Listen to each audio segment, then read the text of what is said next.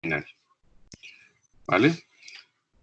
Entonces, listos.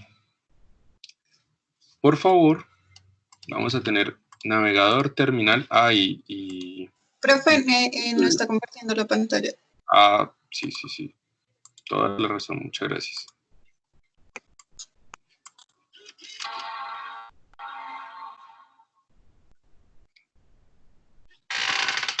¿Listo? Ahí sí. Está cargando. Ya, listo, ya. Bueno, entonces 3 cosas vamos a necesitar hoy. Navegador, la terminal y Visual Studio. Listos, entonces vamos a arrancar hoy con Heroku. Por aquí voy a buscar mi proyecto que tengo con ustedes que se llama 3.ejemplo.node.js. ¿Listos? Este es el código que tenemos con ustedes en este momento, ya lo tenemos construido, tenemos un index. Y este index, pues, tiene un montón de cosas que hemos ido haciendo, ¿vale? Entonces vamos a empezar con Heroku. ¿Qué es Heroku? Heroku es una plataforma como servicio. Entonces lo primero que vamos a necesitar hacer es instalar el cliente de Heroku. Mi recomendación, vamos a entrar aquí a Heroku. De hecho, entramos en un incógnito para ver qué es lo que tenemos que hacer. Y vamos a crearnos una cuenta, ¿vale? Entonces, venimos por acá y le damos Sign Up. Y llenamos toda esta información. Rol, no sé, pueden poner Student, Professional Developer u otro. País, Colombia.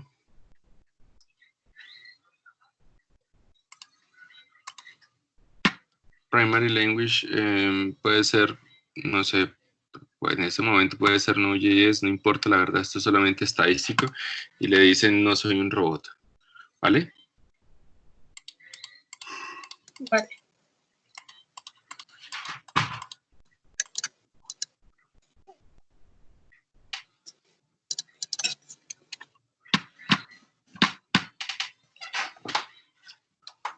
En el cualquiera no es.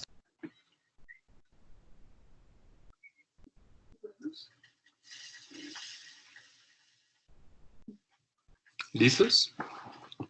Entonces crean su cuenta. Mientras tanto, mientras van creando su cuenta, en otra pestaña pueden hacer lo siguiente. Van a buscar Heroku Command Line Interface. Profe, ¿en el lenguaje ponemos el de Node.js o no es? ¿Cuál es su lenguaje principal? En nuestro caso es Node.js, pero si sienten que es otro, lo pueden poner, no hay ningún problema. No influye en nada, esto es solamente estadístico. Ok, gracias. Con gusto.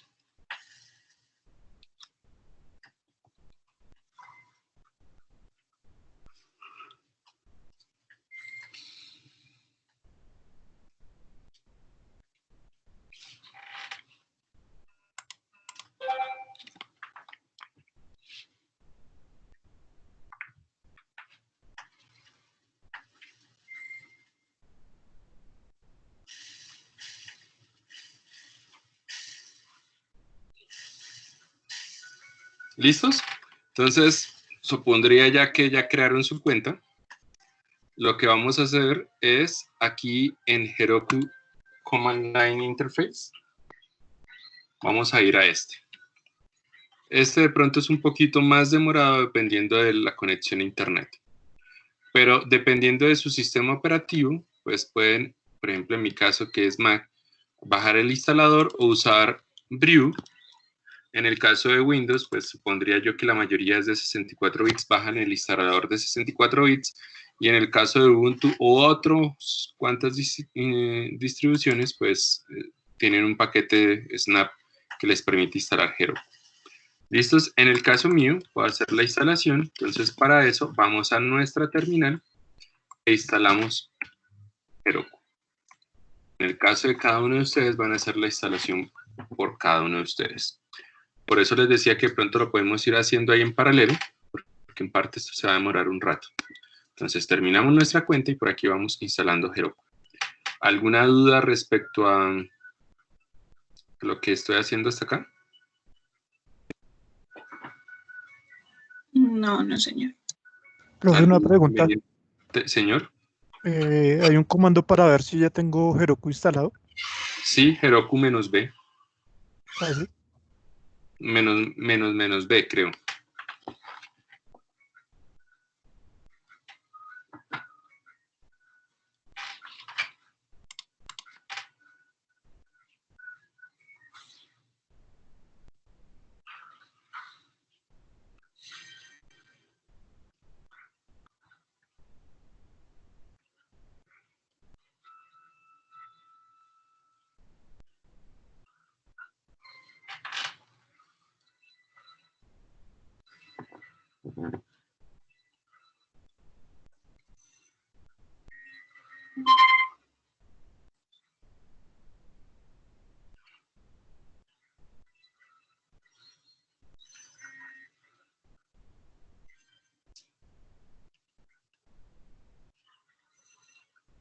Yo tengo instalado Heroku, profe, me pides una actualización. Actualizarlo mejor. Ok, y eso lo puedo hacer ahí en la consola. ¿Cómo lo instaló? No me acuerdo, es que lo instalé a principios de fundamentos. O bueno, como a mitad de fundamentos, pero no me acuerdo cómo lo ¿Pero en instalé. qué computador está? ¿Eso es Windows, Linux o Mac? Windows. Windows. No, es que yo... Me imagino que sería bajando otra vez el instalador, no sé. Pero Ok. sería probar bajando el instalador porque creería yo que es la forma de actualizarlo. En Windows, en Linux o Mac, es simplemente dándole al gestor de paquetes update y él se lo actualiza. Ok, profe. Gracias.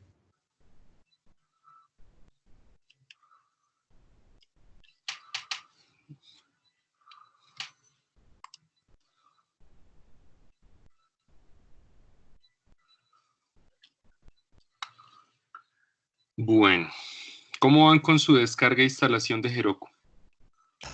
Todavía se está descargando, profe. Aquí también yo voy en las mismas. Quise hacerlo también al tiempo para que fuéramos en el mismo tiempo.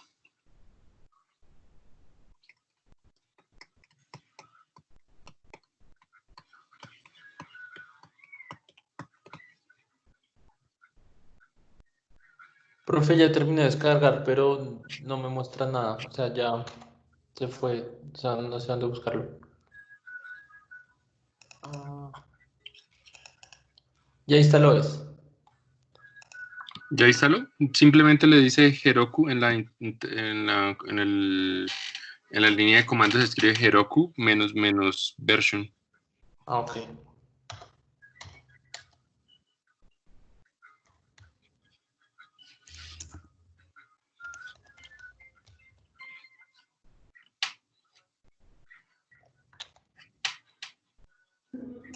Yo ya casi termino.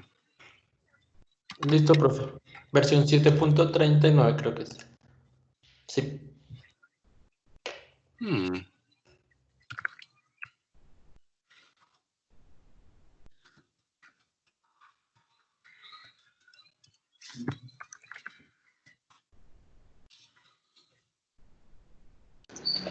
Profe, qué pena, yo acabé de llegar. ¿Me puedes orientar más o menos por dónde descargo? Ya estoy en la página de Heroku.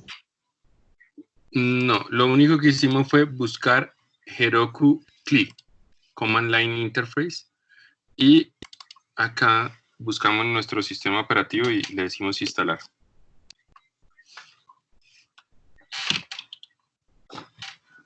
Ok, profe.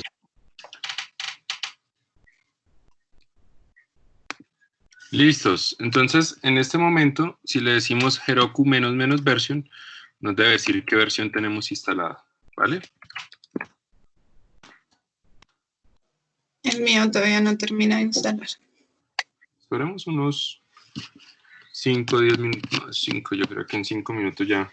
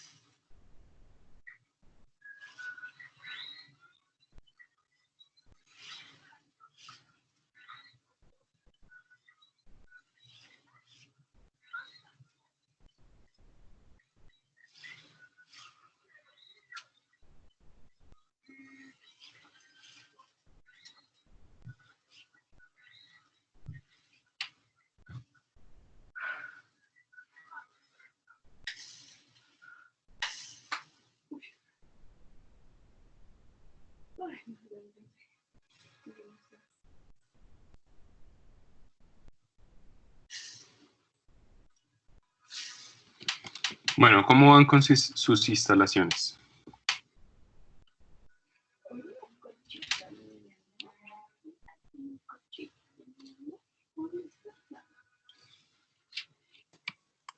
Ya terminó. Listos. Esperemos unos minutos más a ver cómo les va.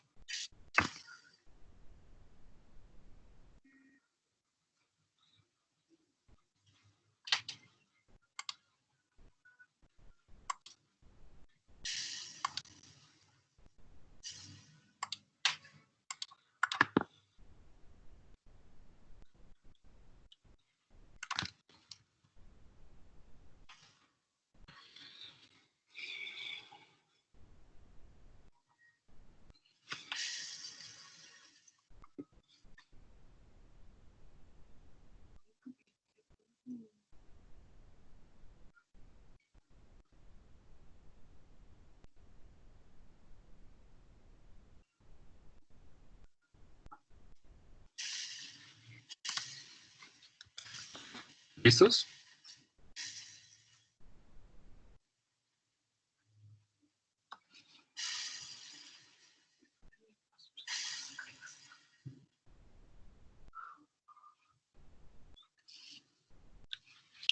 Bueno, entonces, esperemos hasta las 42 al menos.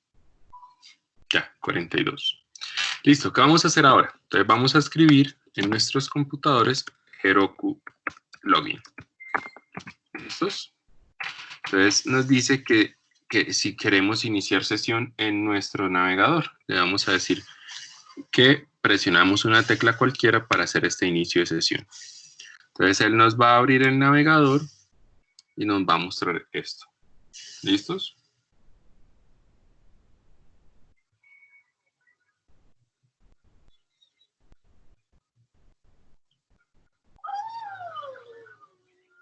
¿Bien hasta ahí? Sí, sí, señora. Listos. Entonces le vamos a decir que vamos a hacer un login y vamos a iniciar sesión con la cuenta que acabamos de crear. Si nosotros ya habíamos hecho el inicio de sesión, seguramente nos va a decir que ya podemos iniciar sesión. Y acá nos va a decir que en este momento ya estamos registrados. ¿Listos? Listo, sí, señor. ¿Algún inconveniente? No, no, señor.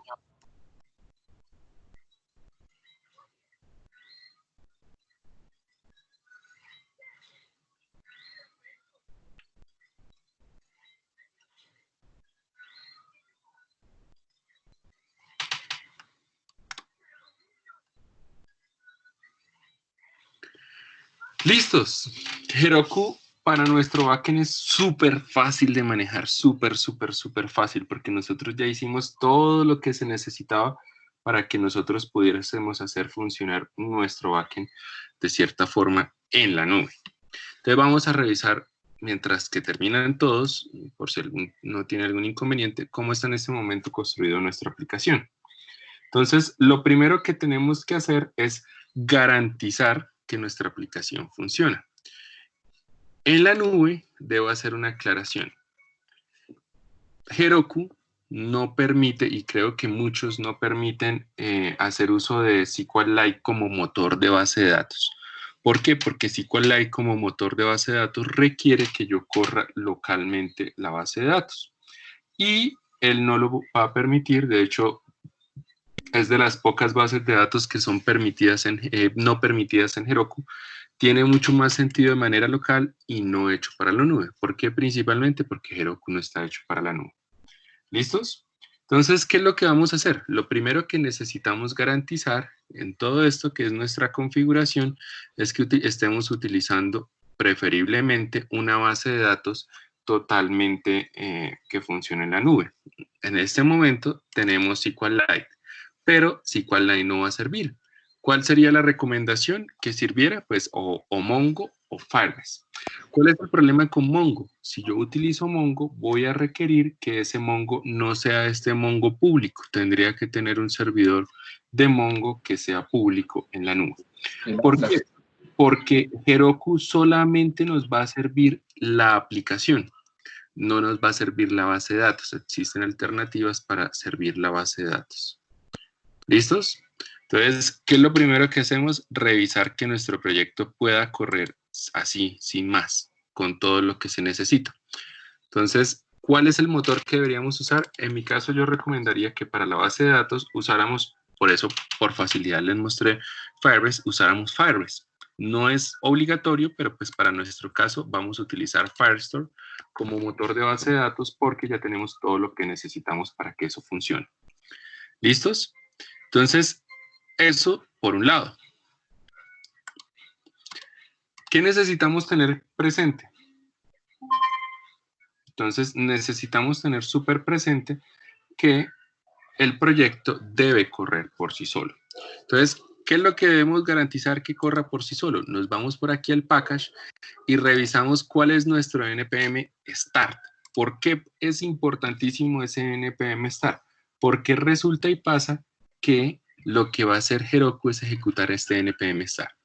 Nuestro npm start en este momento, ¿qué pasa? Nuestro npm start es una cosa hecha en, no precisamente algo que tenga Heroku, que es PM2, sino que él tiene su propio e internamente sistema de gestión de estos proyectos. Entonces, lo primero que vamos a necesitar hacer es cambiar esto.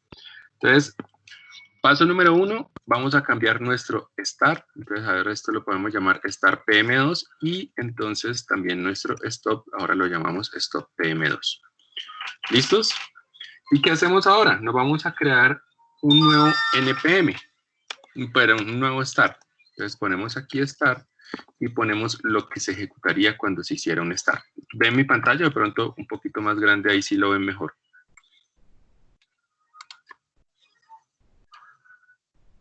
¿Ahí la ven bien? Sí, profe, se ve bien. Listo, entonces vamos a hacer el start. ¿Cuál debería ser el start? El más básico de todos, que es nodeindex.js. Ese debería ser nuestro start más básico. Para todos los sistemas no hay nada más básico que ese, porque al fin y al cabo todos tienen Node. Entonces, ¿qué es lo que vamos a hacer ya definitivamente? Para garantizar que nuestro proyecto está listo para Heroku, es que vamos a hacer lo siguiente, y es eliminar completamente nuestra carpeta Node Modules. Vamos a borrarla completamente.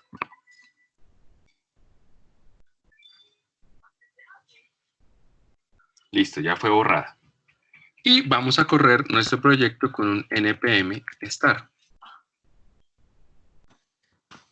Si nuestro correo, bueno, antes de eso, perdón, se me olvidó, un npm install, primero hacemos un npm install y después de eso hacemos un npm start.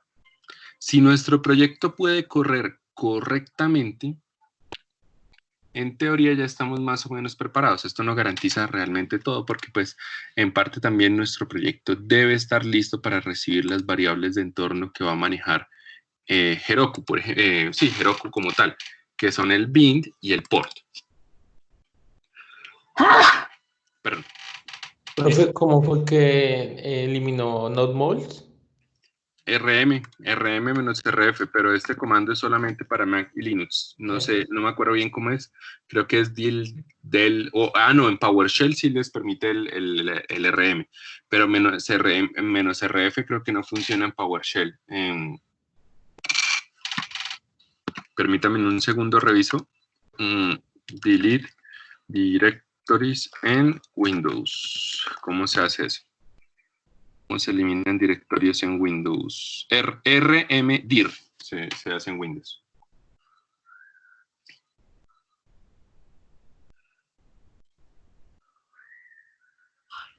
¿RM qué, profe?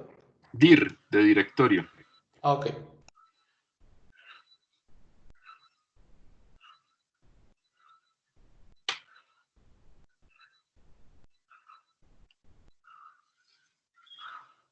¿Listos?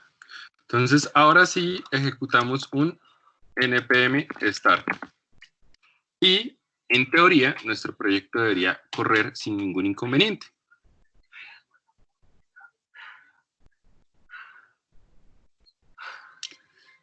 ¿Listos? Entonces, para Heroku esto es súper importante. Puede que para nosotros acá no, pero para Heroku esto es importante. La prioridad siempre se la tenemos que dar a el puerto que elija Heroku. ¿Cómo lo elige Heroku? Siempre con las variables de entorno. ¿Listos? Siempre vamos a usar las variables de entorno. Entonces, en teoría, ya nuestro proyecto está listo. ¿Qué es lo que va a pasar? Principalmente, yo quiero ver es algo, y es que en mi git ignore posiblemente voy a tener esta carpeta privada. ¿Qué es lo que debería hacer yo? Yo debería hacer es tener una segunda rama. ¿Por qué? Porque en esta segunda rama yo necesito garantizar que esta carpeta no es privada. ¿Y cómo podemos hacer que esa carpeta no sea privada? Entonces lo que vamos a hacer es crear una segunda rama, no, una rama aparte. Entonces, para crear esta rama aparte, lo único que tenemos que hacer es git checkout -b y el nombre de la rama. ¿Cuál va a ser el nombre de la rama? No se le podemos llamar deploy. Entonces, git checkout -b y el nombre de la rama. ¿Listos? Y le damos enter. Entonces, en este momento nosotros ahora estamos en la nueva rama. En esta nueva rama, lo único que vamos a hacer es hacer lo siguiente. Y es editar el git ignore. Y en este vamos a poner que la llave no es privada, o sea, le ponemos un comentario. ¿Por qué es importante hacer esto? Podemos hacerlo de esta manera, es una opción, y tener todo en el repositorio. Hay una tercera opción, pero una segunda opción, que se las voy a mostrar por acá. Y es lo siguiente, esto es súper importante y nos puede servir mucho. No lo queremos hacer así, no vamos a crear la rama y Heroku nunca va a tener como tal ese archivo porque yo me quiero despreocupar de eso. Entonces, lo que vamos a hacer es, vamos a hacer algo muy parecido. Resulta y pasa que nosotros por aquí en nuestro index habíamos hecho, oiga, si usted me pasa como variable de entorno, ¿dónde está nuestro index? Acá. Si usted me pasa como variable de entorno un archivo, pues yo puedo como tal usar ese archivo de variable de entorno. Entonces, ¿dónde hacemos el llamado a nuestra configuración, llamémoslo así, de la clave? Entonces, nuestro llamado a esa clave la hacemos por acá. Si ustedes recuerdan, yo por aquí le digo que el service account, o sea, ese JSON como tal que yo requiero, lo voy a tener en este archivo. Pero ¿qué pasa si yo no lo quiero en ese archivo? Yo puedo entonces trabajarlo como una variable de entorno. Entonces, si yo quiero, por ejemplo, que una de las propiedades que voy a tener venga de una variable de entorno, lo hacemos muy parecido a como lo hicimos acá, que es con un operador ternario. Entonces, haríamos algo muy parecido a esto. Vamos a repetir este ejemplo acá. Entonces, nosotros lo que vamos a tener es un service account. Y decimos, ¿qué decimos? Nuestro service account es una variable de entorno que podemos llamarlo Firebase key, por ejemplo. Si existe esa variable de entorno, use esta variable de entorno como tal. Si no existe, ¿qué debería hacer? Entonces, ahí sí, llámese a este require. ¿Listos? Nuestro operador ternario solo tendría estas dos opciones. Y vamos a cambiar eso. Entonces, son las dos formas que podemos utilizar. ¿Cuál es la mejor? La mejor es, oiga, tengamos eso como un archivo privado y nadie más lo tiene. Y dejémoslo como una variable de entorno que yo se la pueda pasar a Firebase. A Heroku. Mi recomendación es más esta. ¿Listos? Entonces, lo que vamos a hacer es que este cambio que acabamos de hacer por acá, nos vamos a regresar a nuestra rama, que es master, donde tenemos todos nuestros proyectos, todo nuestro proyecto, y vamos a ejecutar, bueno, necesito primero git status. Git diff, que fue lo que cambié. Así, todo esto es importantísimo. Entonces, como si alcancé a crear la rama, necesito hacer el commit, git commit, git add.git commit -m update to Heroku.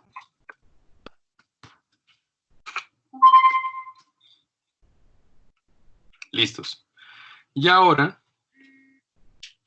sí, nos pasamos a la rama master y nos traemos esos cambios que hicimos allá.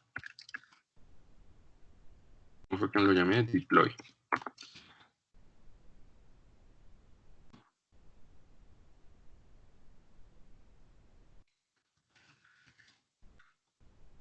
Listo, ya estoy en la rama master. ¿Listos? Entonces, ¿cómo yo puedo, por ejemplo, trabajar con esas variables de entorno? Entonces ahora viene lo que necesito hacer, que es crear nuestro proyecto. Nos devolvemos por aquí a Heroku. Ya en teoría tenemos nuestra cuenta. Abrimos Heroku. Y vamos a crearnos una aplicación. ¿Listos? Entonces aquí en la parte superior, creo que si no tienen ninguna aplicación, les sale grande acá que dice crear una aplicación. Como yo ya tengo varias, me sale aquí y le digo crear una nueva aplicación.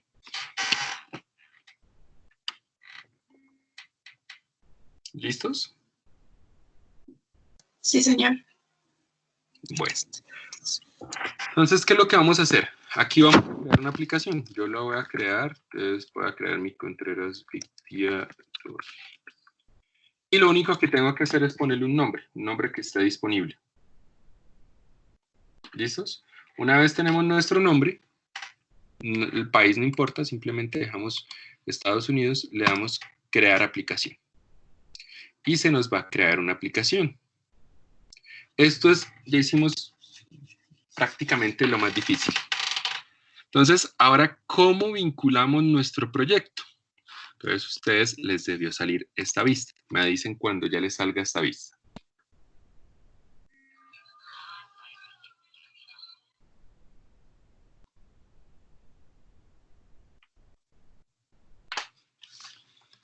Profe, Listo. ya me sale, pero tengo una duda. Es que yo lo estaba subiendo a GitLab. ¿No hay ningún problema? No, no importa, no importa. Yo casi todo lo subo a esa Bitbucket, no importa. Ah, ok, listo. Es que como vi ahí GitHub, que como que... No tiene nada que ver. Es como el de Heroku, GitHub o otro contenedor. Ni siquiera vamos a usar el de GitHub, vamos a usar el de Heroku. ¿Listos?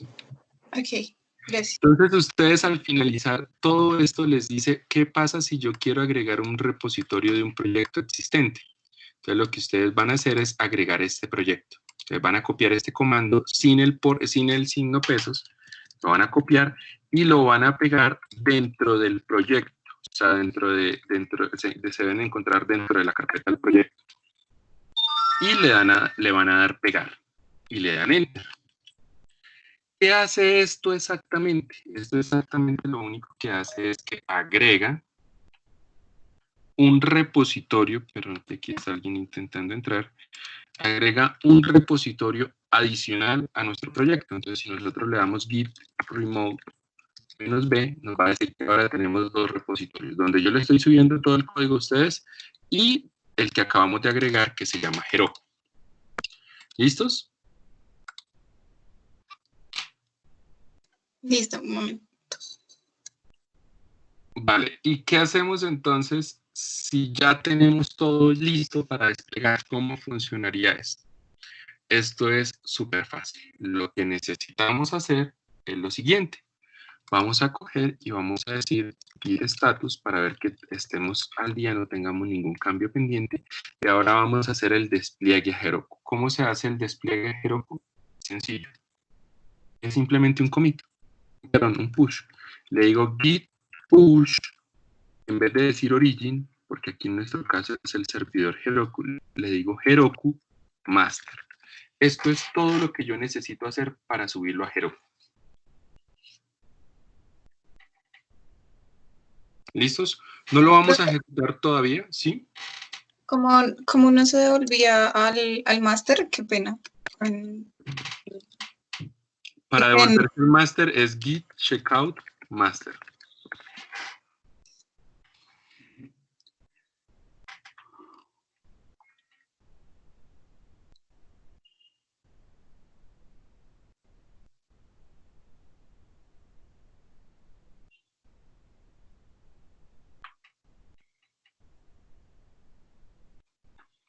Listos, entonces dejamos git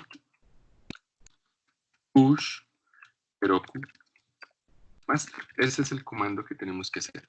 De aquí en adelante, cada vez que tengamos un cambio, por mínimo que sea, lo único que tenemos que hacer es un commit y desplegar en Heroku utilizando git push Heroku master. Este comando de acá solo se ejecuta una única vez, ¿vale? No es necesario más.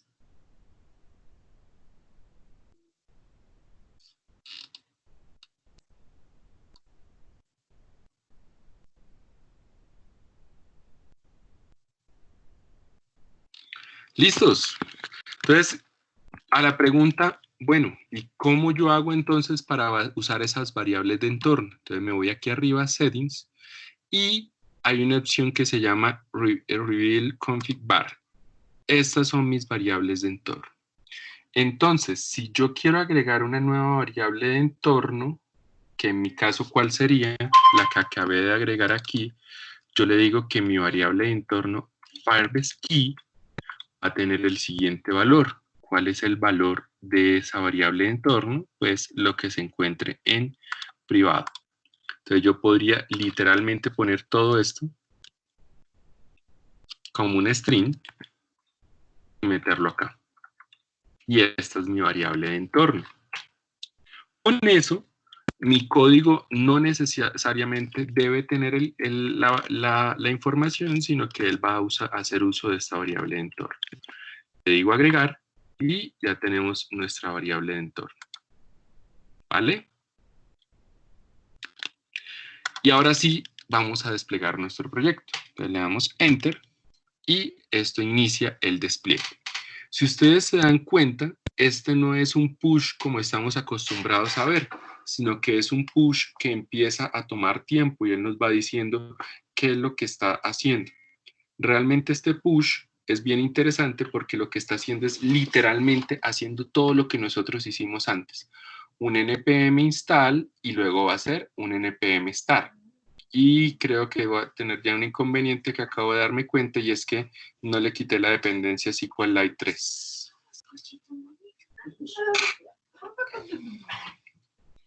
Efectivamente creo que eso me va a causar un pequeño inconveniente.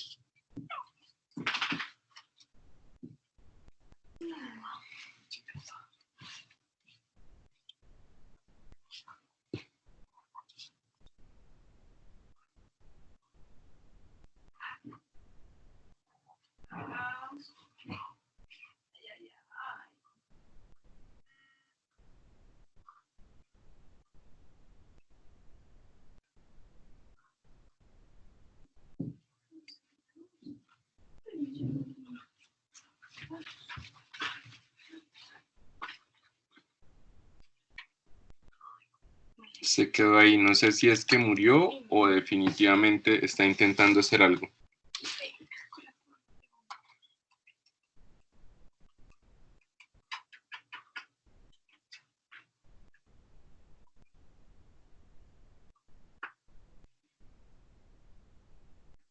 No, ahí está.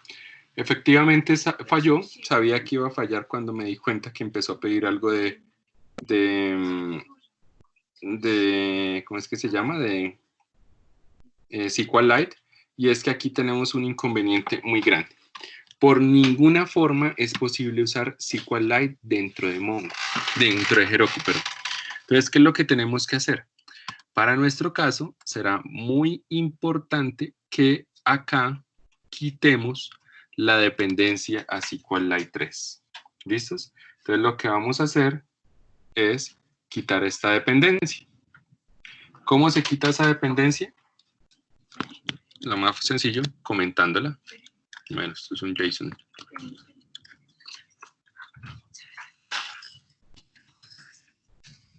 En nuestro caso, básicamente, es eliminándola. ¿Listos? ¿Por qué se tiene que hacer esto? Recordemos que es súper importante tener presente que de ninguna forma es posible usar SQLite dentro de Heroku. ¿Vale? SQLite nos puede servir para proyectos externos, locales, más no para algún proyecto en la nube. Y de hecho casi que todos restringen el uso de SQLite. Entonces lo que hacemos es borrar SQLite. ¿Listos? Lo buscamos y lo vamos eliminando, por favor.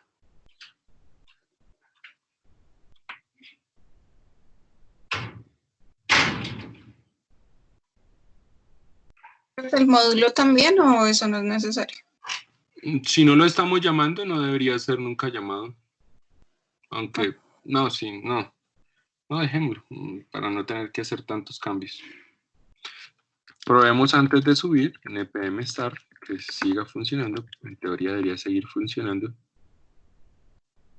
Sí, sigue funcionando.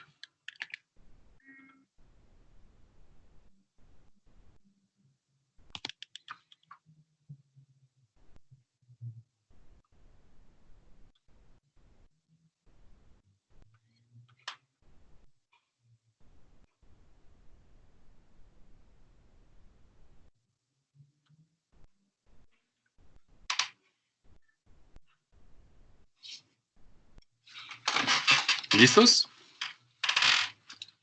¿Y qué tenemos que hacer ahora? Un commit nuevamente porque lo que hicimos fue eliminar SQLite. ¿Listos? Entonces tenemos git commit -m delete SQLite. ¿Por qué tenemos que eliminar esto? Recuerden, Heroku no soporta SQLite. Esto nos puede servir para proyectos locales, pero no para proyectos en la nube. ¿Por qué? Porque recuerden, SQLite no está hecho para la nube. ¿Listos? Entonces probamos nuevamente y hacemos ese push. En teoría ya debería dejarnos funcionar sin ningún inconveniente. Ahí ya dice que está instalando, no le veo problema a la instalación. Ya todo es mucho más natural, ya fluye ahí, no se demoró tanto. Y parece ser que ya terminamos.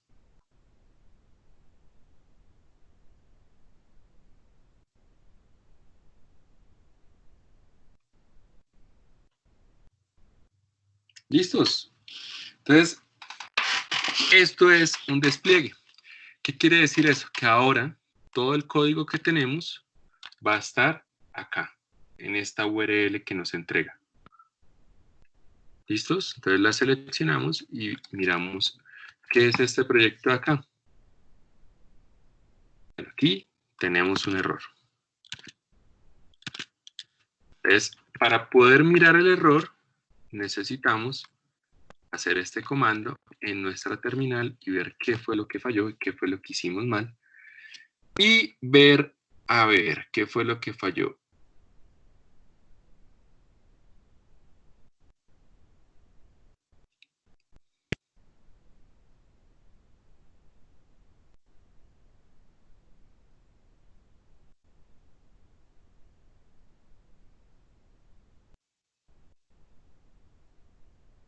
Bueno, tenemos un inconveniente y es que no nos soportó habérsela pasado como una variable de entorno. Entonces vamos a tener que hacer una operación y es eliminar esto de acá. Vamos a eliminar esta variable de entorno y como ya no está esta variable de entorno, sí o sí vamos a tener que hacerlo por medio de un archivo. Entonces, ¿qué hacemos? Definitivamente para Heroku al menos nos tocó eliminar del git ignore nuestro nuestro ¿cómo es que se llama? Git ignore con esta carpeta que está privada. Entonces, como sabemos, acá, git status está funcionando, entonces lo que deberíamos hacer es pasarnos a la carpeta, a la rama donde está nuestro deploy, que es así, tiene acceso a la carpeta privada y traernos ese pequeño cambio que hicimos ahorita en master, que es con git merge master. ¿Listos? Y mezclamos esos cambios que actualizamos ahorita.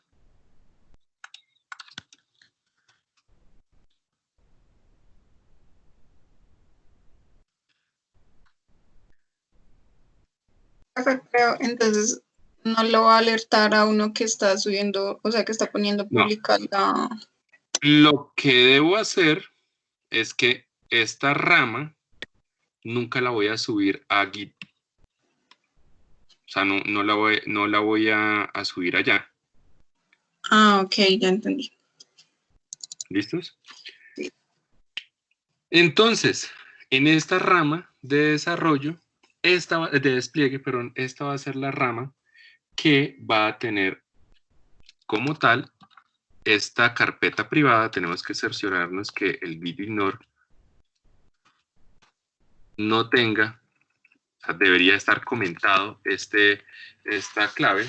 Entonces le damos OK y revisamos git status y en teoría, entonces ahora sí nos aparece que hay una carpeta que nunca hemos utilizado, que es esta carpeta privada. Entonces la tenemos que agregar git add punto y git commit.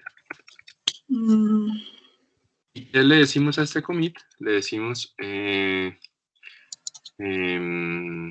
add repo key to repo. Y en este momento, ahora nuestra carpeta ya tiene esa información y esta sí la podemos subir. ¿Qué hay que tener en cuenta entonces? Nosotros en nuestra rama local llamada deploy tenemos todo lo que Heroku necesita.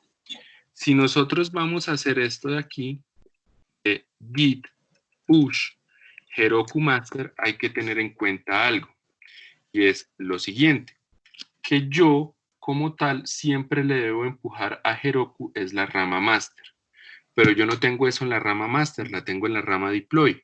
¿Qué hago yo? Entonces yo digo deploy master. ¿Qué significa esto? Git push Heroku deploy master. Haga push en el repositorio Heroku de mi rama deploy en la rama master. Eso es lo que va a hacer esto de acá. ¿Listos? ¿Claro hasta acá o alguna duda?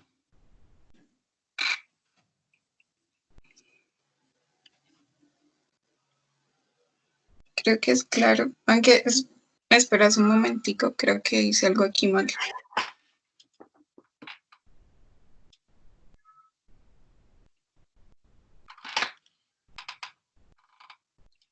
La segunda solución era haber eliminado todos estos,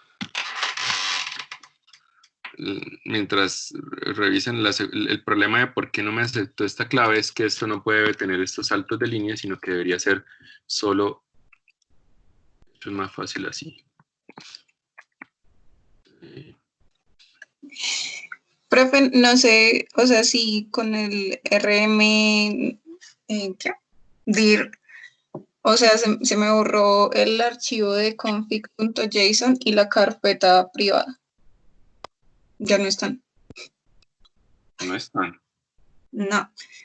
La carpeta privada, menos mal la tenía en otro lugar, pero ese config.json no lo tengo. Entonces creo que me toca volverlo a hacer. No, Porque... no es necesario. Git checkout, punto. Debería aparecer.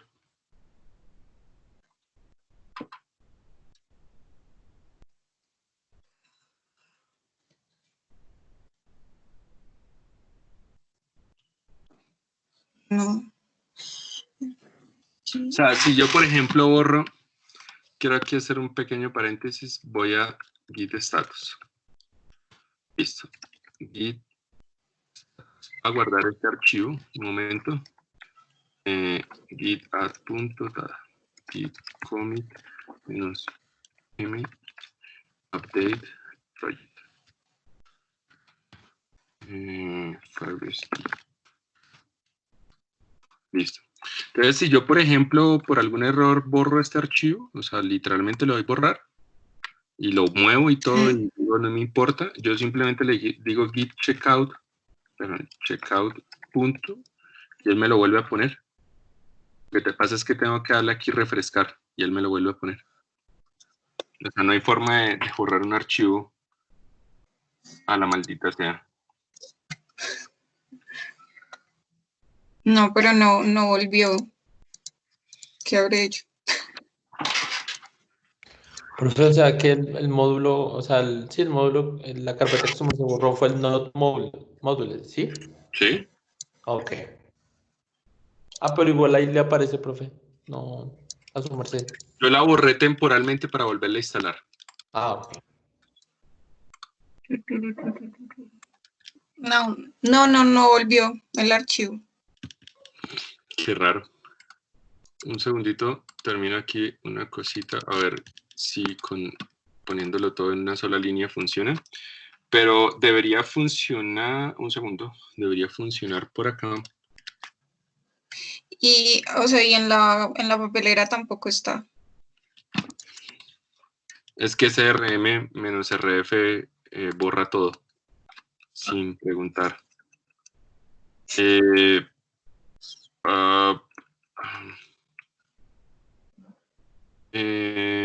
La solución, ¿cuál puede ser la solución? Y es que yo lo tenía o sea, lo tenía en el git ignore, lo tenía también ese archivo ignorándolo, para que no lo subiera al repositorio. La clave es muy grande, no me la acepta. Se estaba ignorando. Sí. Ah, Sí lo no. está. Y si estaba ignorando, paila, sí, nada que hacer. Pero entonces ya lo envío por acá. Sí, ya lo miro. Y rápidamente. Y volvió. Pero no entiendo cómo se borró. O sea, ¿será que fue ese comando? Pero ese RM menos RF no borra sino esa carpeta modules. Ah, no, es más fácil. En el repositorio está. En el repositorio mío está este archivo. Sí. Ya lo saqué. Listo. Aquí. No me aceptó poniéndolo todo en una línea porque, como vieron, bueno, no vieron realmente, pero como dice acá, es muy larga la clave. Yo, la verdad, siempre lo tengo en un repositorio aparte, pero pues algunas veces yo puedo guardar una API key o algo así en otro lado. Entonces, el nombre sí es muy largo y no me lo aceptó. No me dejó hacer esto. Listos. Entonces, sí o sí, nos tocó por este método que es, oiga, búsquese el archivo donde debería estar, que es aquí en este lugar. O sea, esto de aquí literalmente no nos sirvió para nada y tenemos que dejarlo como estaba antes. ¿Listos? Entonces, ¿qué vamos a hacer? Lo que vamos a hacer es, primero, estamos en qué rama, recuerden que en qué rama estamos en la rama deploy. Vamos a asegurar todos los cambios que tenemos, git status, git add punto, git commit, y ponemos ready to publish. Y la URL de mi proyecto de Firebase. Bueno, ya miro a ver qué. Gracias. Listo. Bueno, entonces, ¿qué es lo que hacemos ahora? Como les decía, si yo quiero empujar un repositorio, un cambio de un repositorio, entonces tengo que hacer git push y nuestro repositorio es Heroku, pero entonces yo le digo, la rama deploy me hace el favor y me la despliega en el master de ese repositorio. Y le doy literalmente esa opción. Le doy enter y esperamos a que publique. Él surte otra vez la actualización de ese despliegue.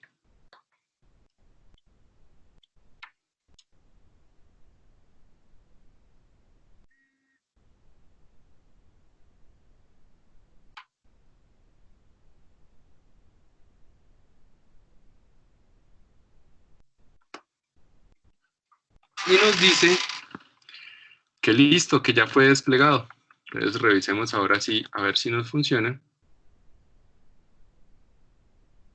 Y todavía seguimos teniendo un error. Vamos a revisar qué es lo que tenemos de error.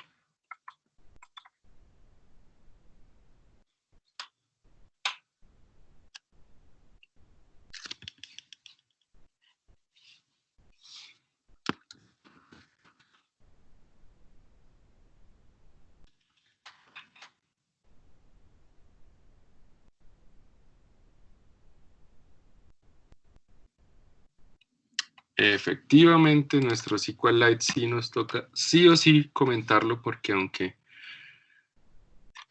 no lo estuviéramos configurando como uso, nos dice que no lo podemos utilizar. ¿Listos? Entonces, vamos a hacer una cosa por acá, y es, nos vamos a devolver a la rama master, porque es súper importante que todos los cambios sucedan en la rama master, bueno, en la rama de desarrollo, de hecho, y vamos a seguir haciendo nuestros cambios. Entonces, efectivamente, no podemos utilizar nuestra base de datos SQLite, o sea, esto no lo podemos hacer. Entonces, lo que vamos a hacer es que literalmente vamos a no hacer nada. No hacemos nada. Si está indefinido, lo dejamos así. Y ahora vamos a cambiar que por defecto, sí, solo sí, vamos a usar, en vez de SQLite por defecto, vamos a usar Firestore por defecto. ¿Listos? Actualizamos ese pequeño cambio. Hicimos remove SQLite import. En teoría, ya con eso no deberíamos tener más llamados a SQLite. ¿Vale? ¿Qué hacemos ahora? Volvemos otra vez a la rama donde debemos hacer el despliegue, que es deploy, y nos traemos los cambios desde master, que fue donde los hicimos. ¿Por qué estoy haciendo esta tarea? Y ustedes dirán, pero ¿para qué esa tarea tan boba? Es porque si yo hiciera los cambios en master y me llevara esos cambios en master, pues en master otra vez quedaría el key, y pues entonces me enviarían un correo diciendo que la llave es pública, que ha sido expuesta, que no sé qué más. Entonces es para evitarme ese proceso. ¿Y qué hacemos otra vez? Desplegamos. Al principio de pronto está revisando una que otra cosa, pero ya cuando tenemos desplegado bien, nos va a funcionar. Ya solamente hacer despliegues constantes.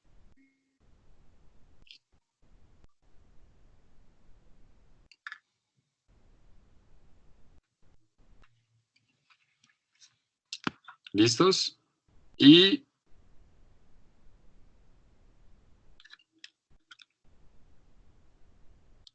esta vez creo que aprendí la lección y voy a mirar los logs antes de hacer el llamado, a ver si todo fluye. Listo. En este momento, ahora sí, por fin, nuestra aplicación está corriendo.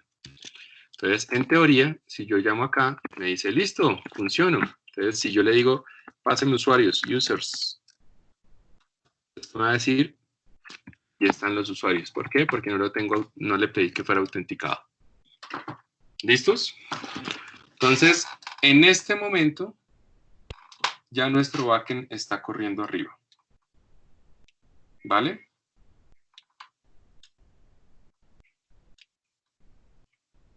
¿Cómo sabemos que está corriendo? Nos debería sacar el mensajito que anteriormente teníamos en nuestra terminal. Ahora nos lo va a sacar en Heroku.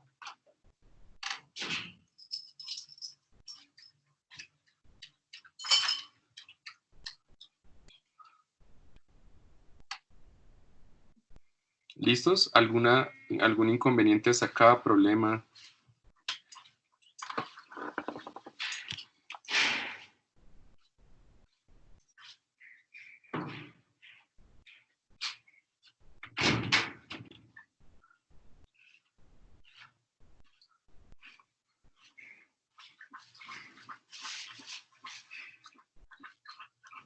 Profe, y para ingresarle nuevos datos, ¿toca todavía desde Postman o cómo sería?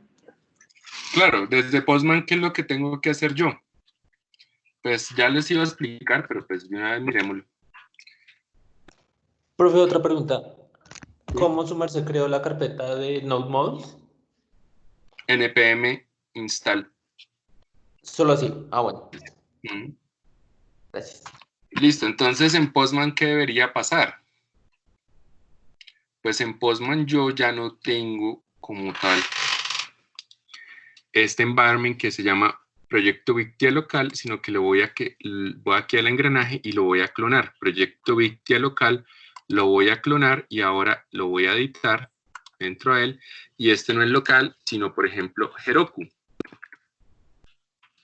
Listo, ¿y cuál es la nueva URL de este proyecto? Es esta de aquí. La copio, me voy por acá. Recuerden que aquí no va puerto, ya no utilizamos un puerto específico, sino que utilizamos el de HTTPS y le doy a actualizar. Entonces, si en este momento revisamos, empezamos a llamar todos los métodos que tenemos, pero tenemos que cerciorarnos que proyecto Victia local no esté seleccionado, sino proyecto Victia Heroku. Si yo hago esto, ahora empiezo a hacer los llamados y me dice que no fue encontrado. Ah, le puse un slash de más. En mi caso, la embarré y puse aquí al final un slash. Sí, no me di cuenta. Este slash no va. ¿Listos? Revisamos y actualizamos. ¿Listo? Tengo usuarios. Puedo, por ejemplo, hacer login, que era lo que tenía antes. Datos incorrectos, porque eso, si no estoy mal, lo cambié. Y ahora ese está en mi config. El login sucede con admin de usuario y contraseña que generé previamente. Y aquí está nuestro token. ¿Listos? Entonces, con eso, nosotros lo único que tenemos que hacer es cambiar nuestro motor fácilmente.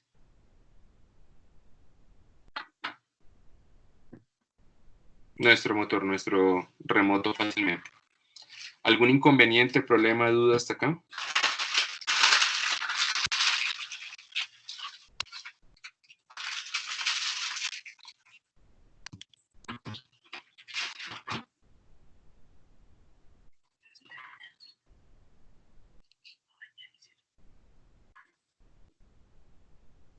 ¿Listos?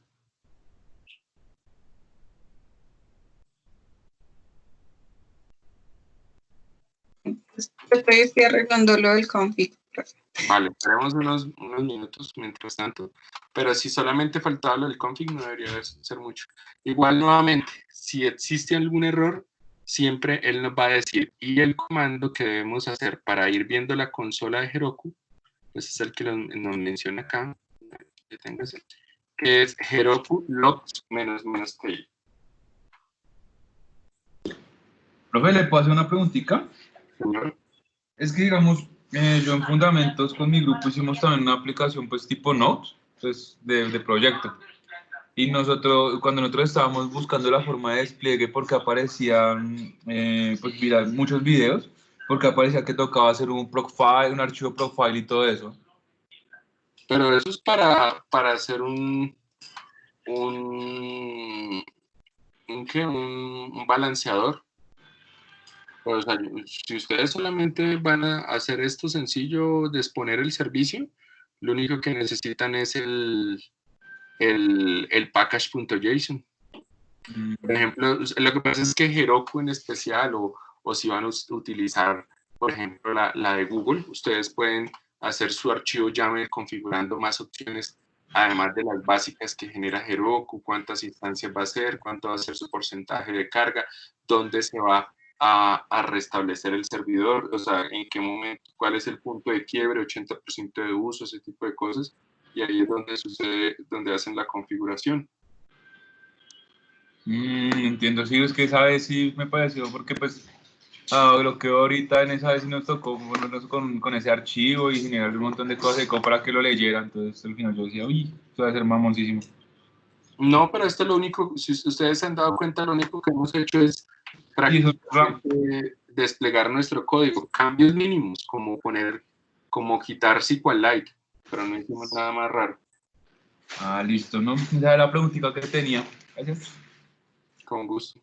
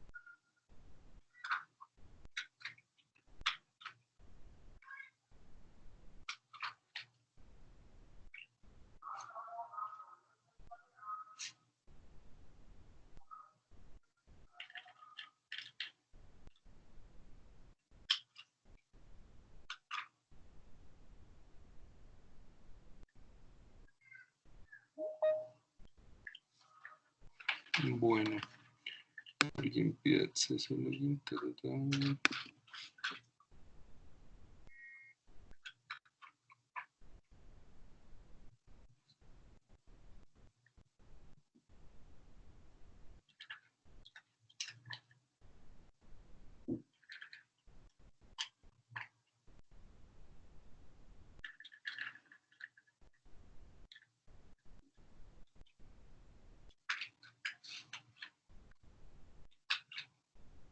¿Listos? ¿Cómo van?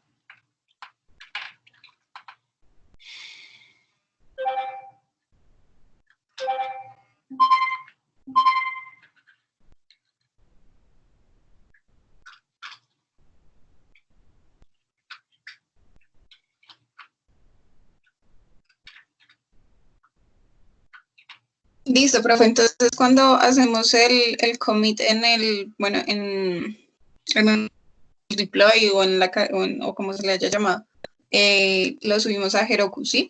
Hacemos Sí, el... pero recuerden muy importante este comando de acá que estoy haciendo, que es desplegar git push Heroku master, perdón, deploy en master. Yo tengo que desplegar lo que es de Heroku en master. Él me acepta siempre master. Pero entonces yo puedo, desde otra de mis ramas, desplegar en deploy. ¿Qué es lo bueno de hacerlo así como lo estamos haciendo? Si yo me voy, por ejemplo, otra vez aquí, checkout. Y eso lo hace estando en el deploy, ¿sí? Sí, ¿verdad? siempre lo hago en la carpeta deploy. Si yo lo hago en este momento y miro, por ejemplo, si en este momento quieren, les empujo los cambios, ¿qué va a pasar? Nunca, jamás fue expuesta la clave. Todo esto es para garantizar que la clave no sea expuesta ni siquiera en un commit. Entonces, por acá, ¿cómo es el repositorio? Este. Si ustedes miran, él todavía sigue la clave estando privada y cualquier commit que haya sucedido, como por ejemplo los que sucedieron hoy, nunca tuvieron en cuenta nada de la clave. Si yo no lo hubiese hecho en deploy, de alguna forma se hubiese visto la clave, porque al menos habría quedado en uno de los commits. ¿Listo? Si se dan cuenta ahí, nunca expuse los commits. No les digo la clave. Entonces, por eso es que toca tener como ese cierto cuidado con ese tipo de cosas. Voy a mirar en el... A ver. Y nunca he tenido, el repositorio va a tener la clave y el repositorio que sí la necesita la va a tener, porque va a estar en una rama totalmente aparte. Sí, ok. Gracias, profe. Entonces, después de que ya se ha subido, ¿qué hacemos? Vamos al Heroku. vamos y abrimos la URL que nos dio, o en su defecto, acá nos dice arriba en la aplicación Open App. Entonces, él nos abre la aplicación.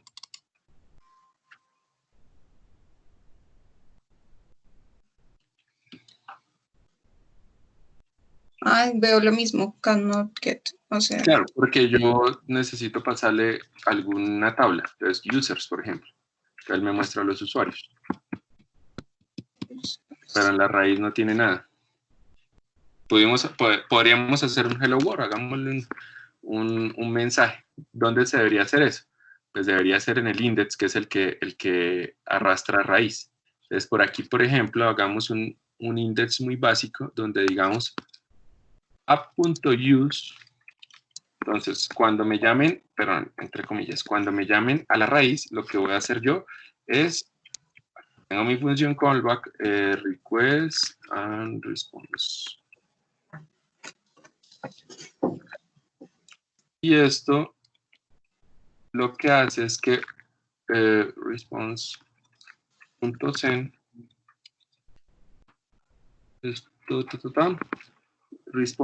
response.send bienvenido a la API de y más acá se llama nuestra aplicación config.appname. Listo. Entonces vamos por acá y hicimos este cambio. Entonces, ¿cómo lo desplegamos? Este pequeño cambio que hicimos. Estamos en la rama master. Hicimos el cambio, le digo git status, git add, git commit -m, que le digo add root page, vamos a llamarlo. Y esto lo necesitamos siempre. Me tengo que pasar a la rama git checkout deploy. Siempre me tengo que pasar a esa rama y hacer un merge acá. Porque yo aquí es donde tengo la clave libre. Entonces hago git merge con master. Él me trae ese cambio. Salgo de aquí. Y aquí sí hago ahora el deploy. O podría pararse en el master, hacer esos cambios y subirlos ahí, y no habría problema. No, porque si los traigo, me estoy trayendo ese archivo key.json que no quiero. Siempre lo tengo que hacer desde la rama deploy. Esto es para proteger la clave. ¿Y qué es lo que me refería al merge? No, el merge siempre lo tengo que hacer desde donde voy a traer los cambios. Y ahora... ya entiendo. ¿Cómo, o sea, como ahora estabas en el nuevo brazo y el cambio quedó en el máster, entonces estás trayendo el cambio del máster al brazo? ¿Sí? Sí, así es. Sí, ya entendí. La embarré, no sé en qué. Vamos a ver qué fue lo que hice mal.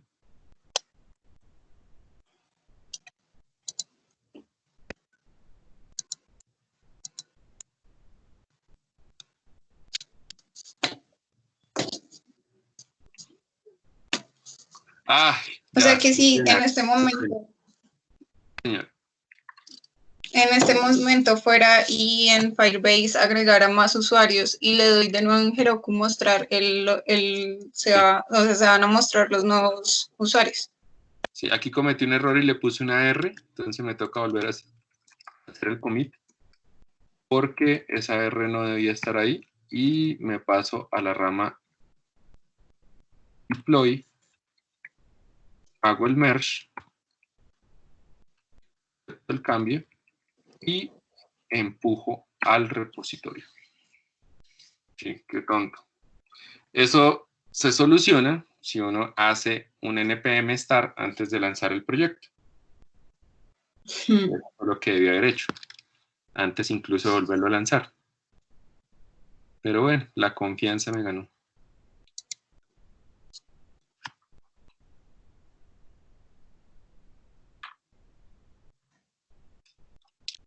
Pues npm start, estoy seguro, aquí sí debería salir. Si falla, pues obviamente hice algo mal.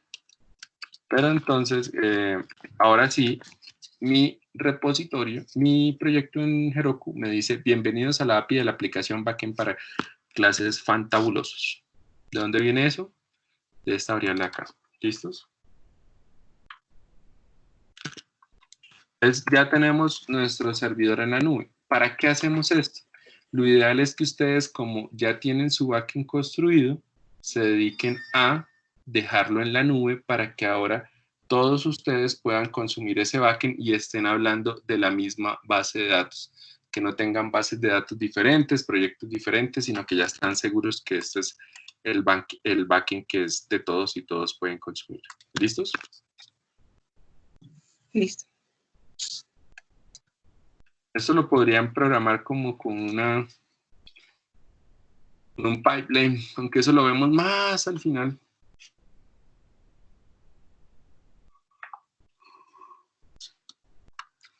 Listo. Primer paso del día de hoy fue el más difícil. Vamos a ver el más fácil de todos.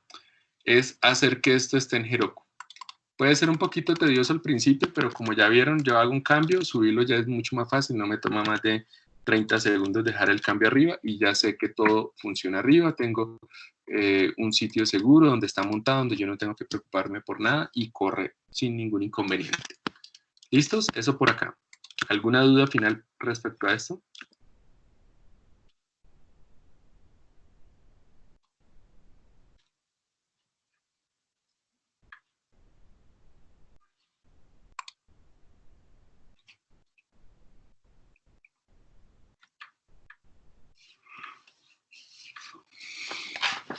Listos. Vamos a ver el siguiente, que es Firebase.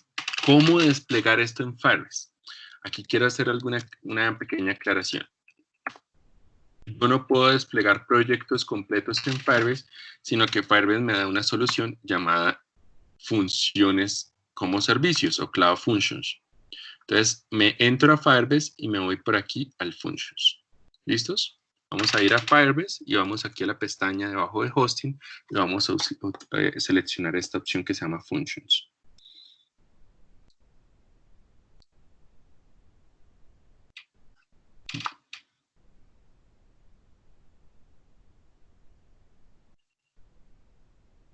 ¿Listos?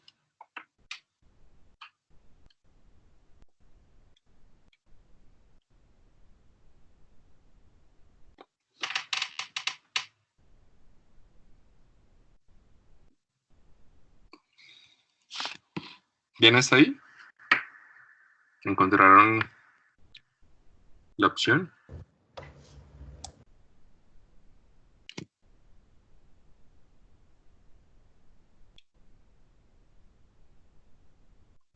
Bueno, entonces cuando entramos a Function le decimos que queremos iniciar y él nos va a decir que para poder hacer esto necesitamos instalarnos un paquete, que es, y esto es importante tener en cuenta de manera global, Firebase Tools. Entonces vamos por aquí a nuestra terminal y lo instalamos. Recuerden que si están en Linux o Mac, esto se hace con sudo. Entonces sudo npm install -g Firebase Tool. Lo instalamos. En mi caso yo ya lo tengo instalado, pero por si las dudas lo puedo actualizar. No hay ningún inconveniente en actualizarlo. Tener la última versión, aunque creo que lo actualicé hace como una semana, entonces no debería haber una nueva versión.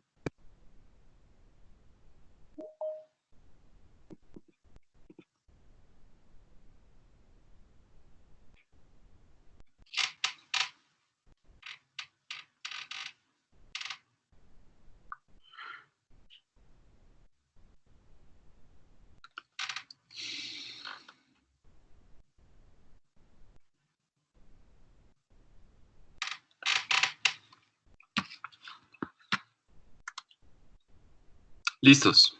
Ya se me instaló en mi caso. Bueno, se me actualizó porque dijo que actualizó 2 paquetes. Y si le damos en continuar, él nos dice qué es lo siguiente que necesitamos hacer. Y es hacer esto de aquí, Firebase Init. Aunque en realidad primero tenemos que hacer una cosa llamada Firebase Login. Escribimos Firebase Login. Y al igual que hicimos con Heroku, pues necesitamos hacer lo mismo con Firebase Login. Nos va a abrir una nueva página y nos va a permitir desplegar esto. ¿Listos?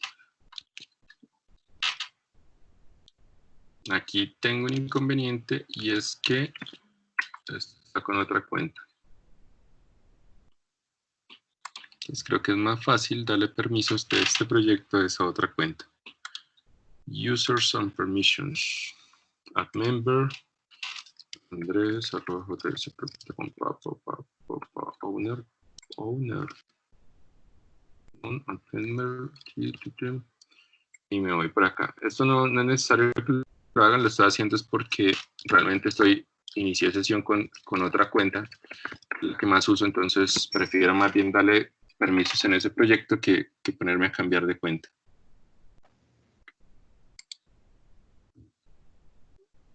A las 7:10 de la mañana, ver petición pendiente. Listos. Entonces ahora tengo acceso a ese otro proyecto. Acepto la invitación. Recuerden, esto lo estoy haciendo es porque yo tengo dos cuentas diferentes, entonces era para unificar esto. Listo, pero básicamente lo único que teníamos que hacer es function y le decimos que instalamos el paquete y le decimos acá en get start, le damos en continuar y ahora sí vamos a hacer Firebase login. Yo ya estoy logueado, ustedes se pueden loguear. ¿Listos? Y acá, dentro del mismo proyecto, vamos a hacer lo siguiente. Vamos a escribir Firebase init. ¿Listos? Escribimos Firebase init. Y en nuestro caso, hay muchas opciones más. No vamos a elegir todas estas, solamente vamos a elegir la de aquí, que es function, con la barra espaciadora. Le damos la barra espaciadora y le damos enter. ¿Listos? Profe, ¿Sí? ¿Sí? Ana María. es que lo dejé escuchar en un momento. Creo que es mi internet. Entonces estaba escuchando. Creo que soy yo. Qué pena. Tranquila. ¿Bien hasta ahí? ¿Alguna duda, pregunta, inconveniente? Profe, ¿cómo era que movía los de para abajo con solo el espaciador? Flechas. Flechas. Ah, Pues ok. Se mueven con las Firebase, flechas y se elige con la barra espaciadora. Ok.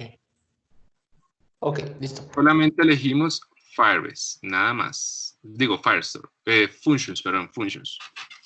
¿Listos? Y entonces acá cuando nos pregunten usar un proyecto existente, bajamos hasta él y ahí no es con barra espaciadora, sino ya con enter. Entonces le decimos vamos a usar un proyecto existente.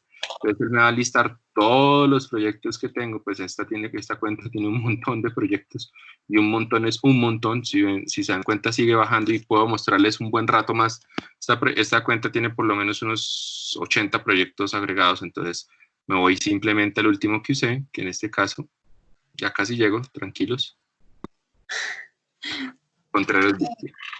profe, el primer comando que dio fue Firebase login o Firebase login. Inician sesión, abren la sesión tal cual como hicimos con Heroku. Firebase login, inicia sesión con la cuenta que tenga el proyecto. Y luego Firebase init, dentro de la carpeta del proyecto.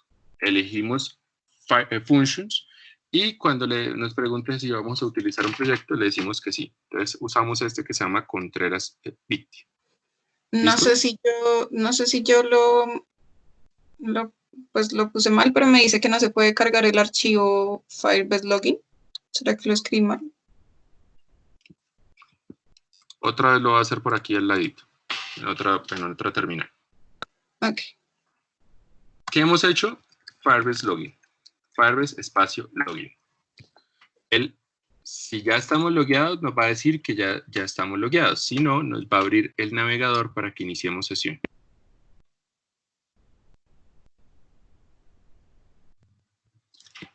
No me deja. Dice, no se puede cargar el archivo porque la ejecución de scripts está deshabilitada en este sistema. No. Esas son políticas del PowerShell. Me acuerdo que hay una propiedad para eliminar esa política. No me acuerdo exactamente cómo es, pero pues para no demorarnos mucho, es simplemente ejecutarlo en el CMD. Ah, ok.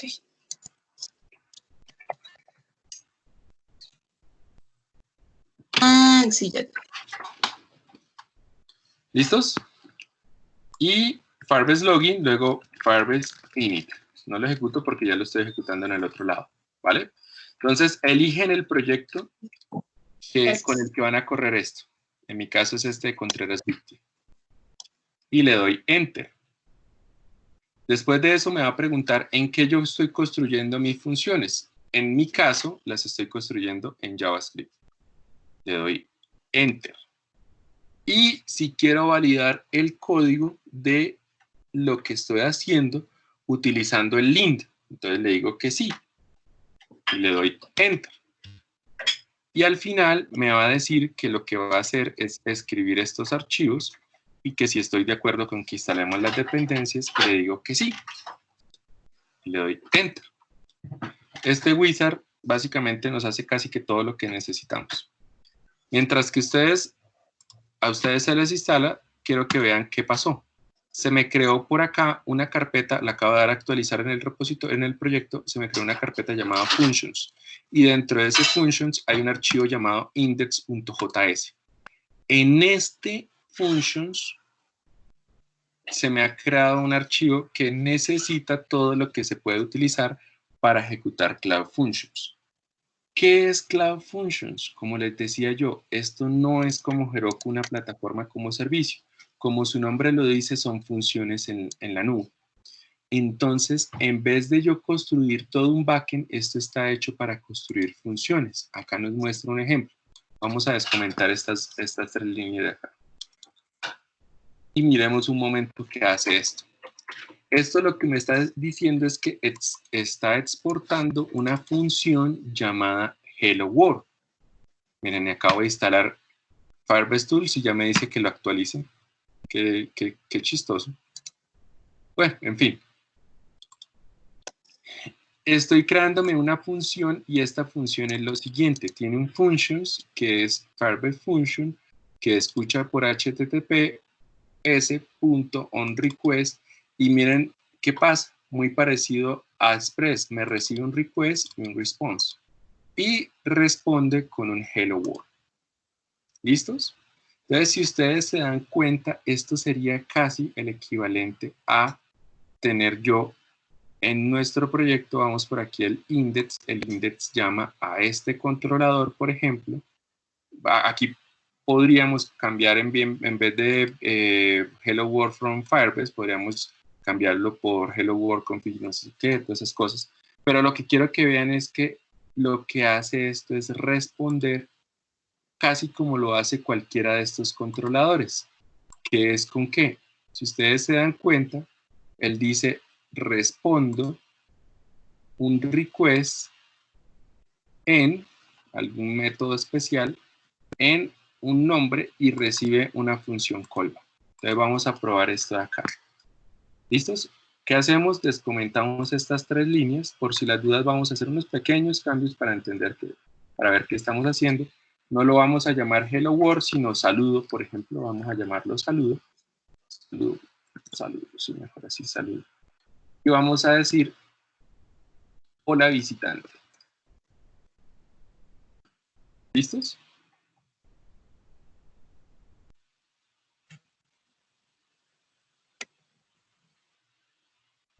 ¿Qué hacemos? Guardamos el archivo. Entonces, ¿qué es lo que vamos a hacer ahora? Vamos a desplegarnos esta función. Entonces, ¿cómo desplegamos una función? Hacemos Firebase, deploy, y para no tener que desplegar otras cosas, simplemente escribimos only functions. ¿Listos? En realidad no es necesario porque no tengo sino funciones. Tengo otros proyectos donde tienen más cosas, pero en este caso simplemente desplegamos Firebase deploy. Lo que va a hacer es que va a desplegar todo lo que tiene. ¿Qué es todo lo que tiene? Pues en nuestro caso solamente una función, pero yo por ejemplo tengo unos y que esto lo vamos a volver a utilizar más adelante para desplegar nuestro backend. Tengo solamente funciones, pero más adelante les voy a mostrar cómo desplegar, por ejemplo, hosting. Listo, entonces esto está creando nuestra función que se llama saludo.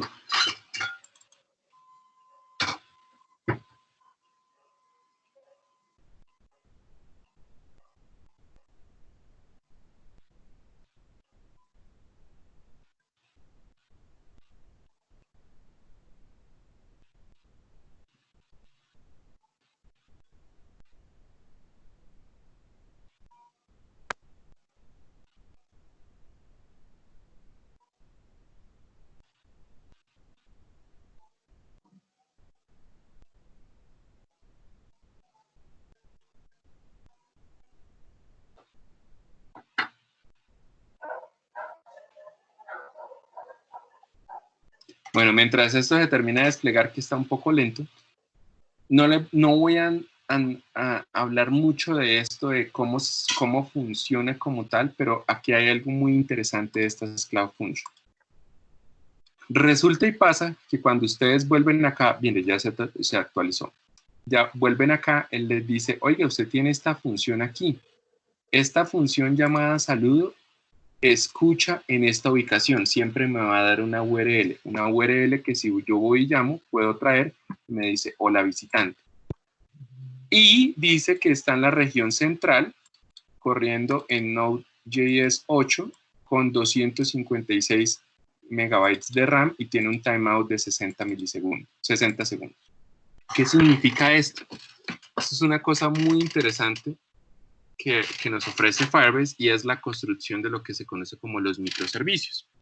Básicamente lo que está haciendo, a diferencia de Heroku, es en vez de crear una instancia por cada uno de los proyectos, aquí es mucho más salvaje, crea una instancia por cada una de las funciones. Entonces él tiene una instancia para cada una de las funciones y ustedes dicen, ¿y para qué yo haría eso? Resulta y pasa que Functions tiene muchas funcionalidades muy interesantes que ustedes pueden explotar. Si ustedes van y miran la documentación,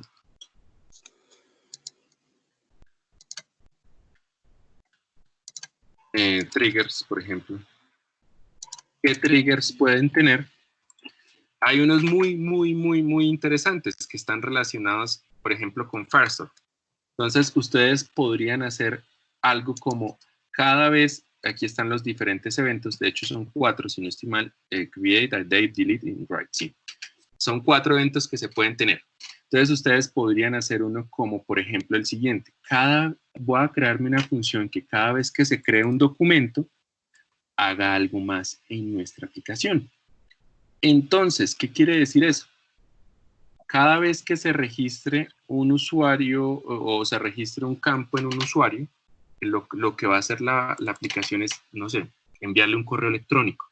Entonces, esa función como tal, esa instancia allá arriba está hecha solo para eso, para que apenas se cree un objeto dentro de una colección, va a enviar un correo. De hecho, yo por aquí tengo un ejemplo que les puedo mostrar de varias funciones que tengo, que es una de esas es esa. Perdón, por acá, yo lo vi ayer, creo que fue, listo. Entonces, perdón, reviso que no se vaya a ver.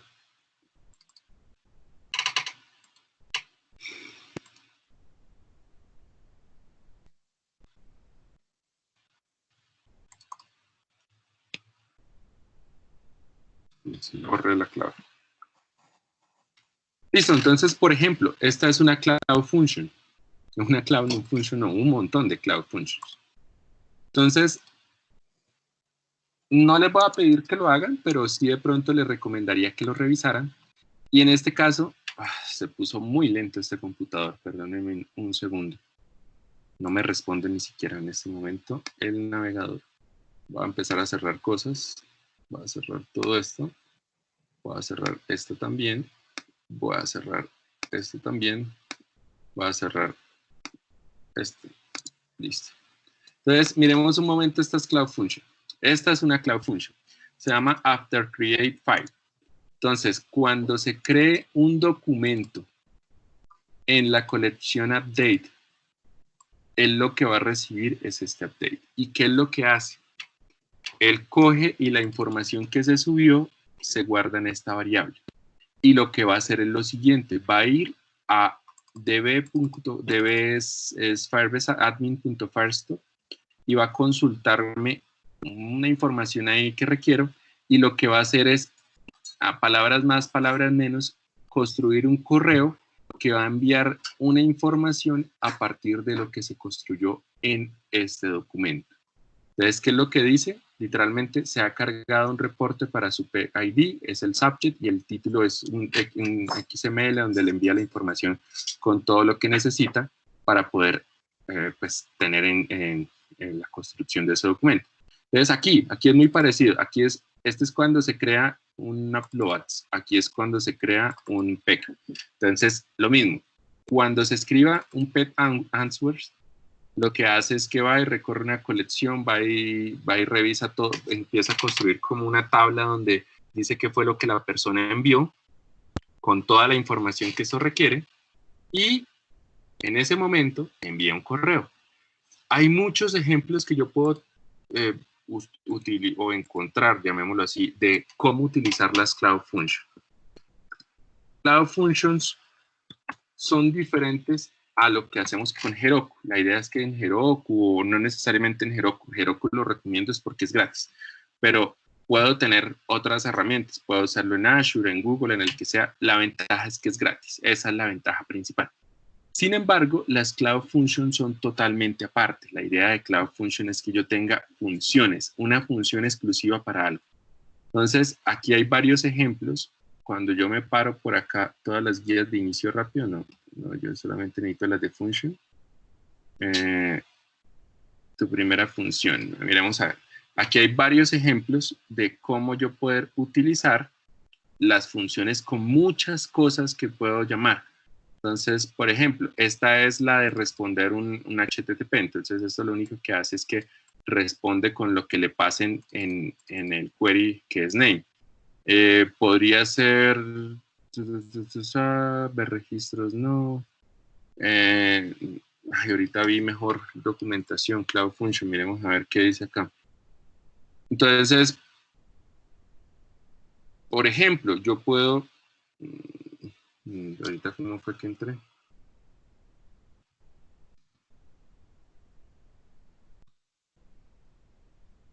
Creo que entré fue por la documentación de Firebase. Sí.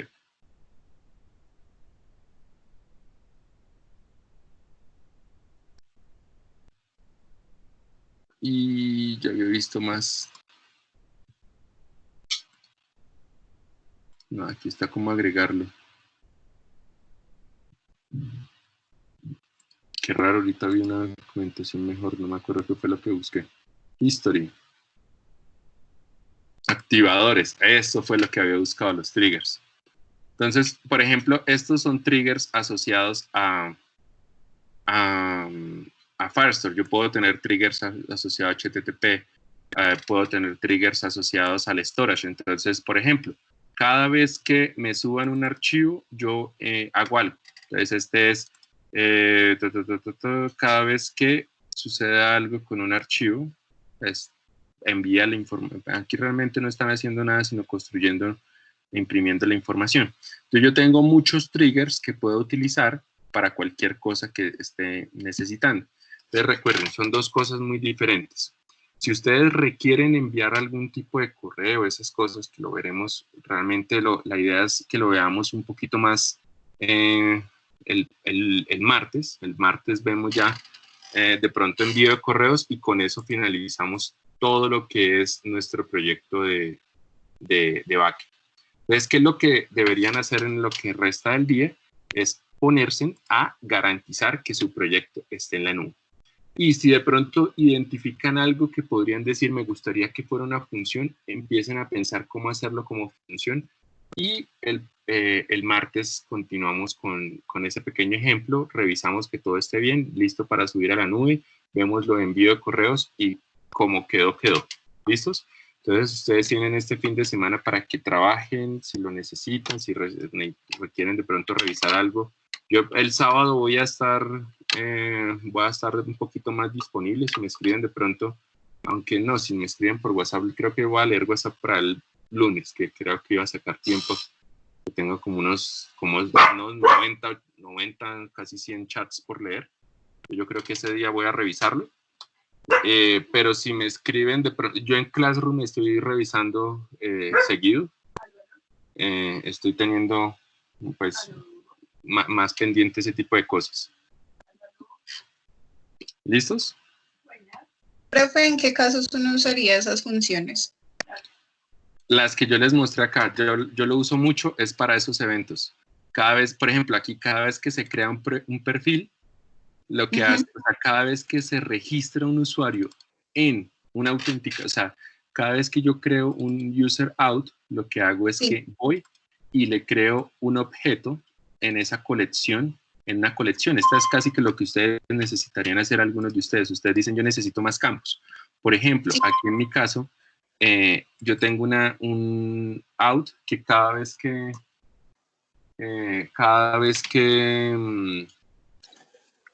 se crea un usuario en Firebase out, va y también lo crea en una colección de Firebase del Firestore. ¿Cómo lo hago? Este trigger. Cuando un usuario es creado, recibo el usuario, lo que digo es, el nombre que va a mostrar es el display name, separado por esto, o sea, literalmente lo separo en varios campos, y el name es la primera posición y el last name es la segunda posición. Y el rol que le asigno es este, y lo creo, envío a crear de una vez. Por ejemplo, este es generar un reporte, este es grandísimo, este es que cada vez que me llaman esta función, lo que hace es que coge y construye un archivo Excel. Pero este es un montón de consultas en el storage. Sí, es en que el storage, no, en el store, en el Firestore. Es que Este no es solamente enviar correo. digamos la diferencia con las funciones normales, o sea, las que ya tenemos diseñadas. Eso es lo que no le veo como... Es que esto está muy asociado al concepto de microservicios. ¿Por qué? Nuevamente, porque lo que hace es que crea una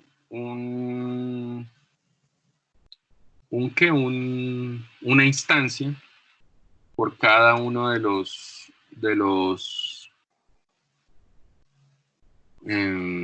las funciones que se necesitan.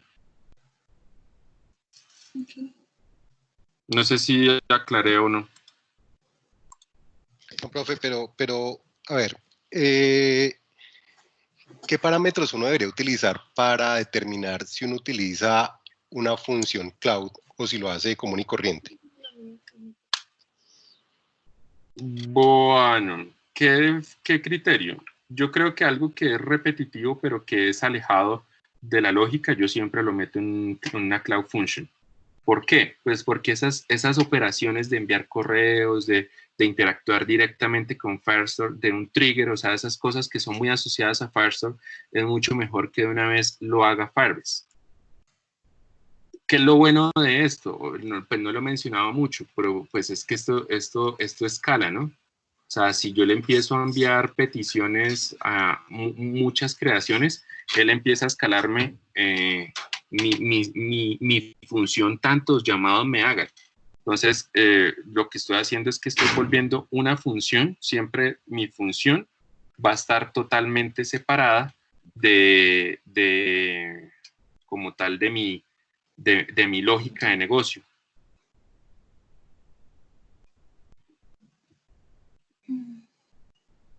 ¿Sí o no?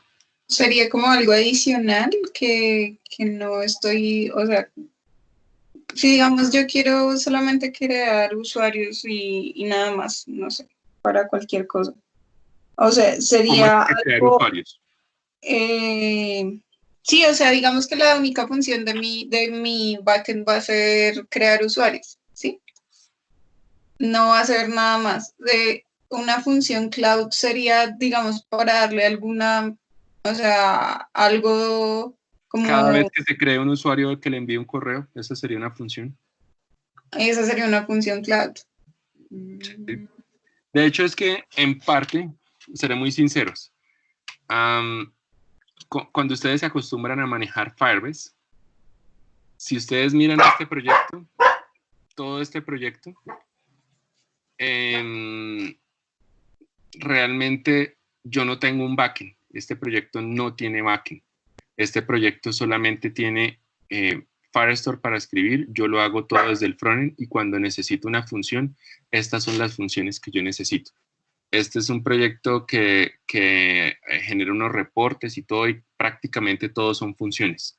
¿Por qué? Porque la lógica del backend no existe. O sea, yo no tengo un backend al cual le consumo. Yo lo que hago es que toda la lógica de negocio la hago desde Firestore y Firestore es llamado directamente desde la web. O sea, backend como tal backend, lo más cercano que yo tengo a backend en este proyecto es esto de acá, nada más. De pronto es que sí choca un poco con el concepto de backend que estamos acostumbrados, pero si ustedes, por ejemplo, usan mucho Firestore como base de datos, se van a dar cuenta que ustedes no necesitan un backend. O sea, Firestore está hecho para que ustedes no necesiten un backend, sino que ustedes todo lo realicen desde Firestore y lo hacen desde cada uno de los dispositivos y pues se intenta manejar la lógica de negocio. ¿Qué es lo que hay que tener en cuenta? Que cuando a veces necesitan hacer ese tipo de cosas, para eso están las funciones.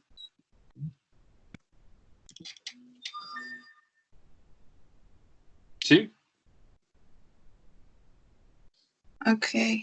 ¿Alguna Sí, otra o sea, duda? son como funcionalidades adicionales, ¿sí? Como que yo podría agregarle. O Sí. funciones que yo no tengo, o sea, que digamos que necesito, pero pues que no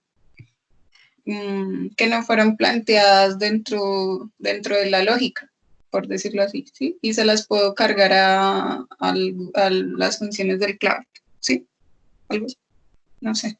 Sí, o sea, ¿cómo lo explicaría de una forma? Es que sí, esto se ve mucho más fácil cuando ustedes no tienen un backend como tal, que eso es lo que permite hacer Firebase. O sea, cuando ustedes manejan Firebase y se acostumbran a este Firebase sin backend, se van a dar cuenta que de vez en cuando ustedes requieren hacer cosas que no debería ser hecho por el frontend, sino que debería ser hecho por un backend. Al no haber backend, lo más cercano es estas funciones. Ejemplo, ustedes no deberían tener un backend para que le diga dónde está un archivo, sino que simplemente por medio del Firestore poder construir esa lógica de dónde está el archivo y traerlo. Pero, ¿por qué no lo muestro aquí tanto? Porque si ustedes están construyendo un backend, casi que no lo van a necesitar. Podrían hacer todo eso sin necesidad de Cloud Functions. Esto de pronto va a tener un poquito más sentido, como les digo, cuando veamos frontend.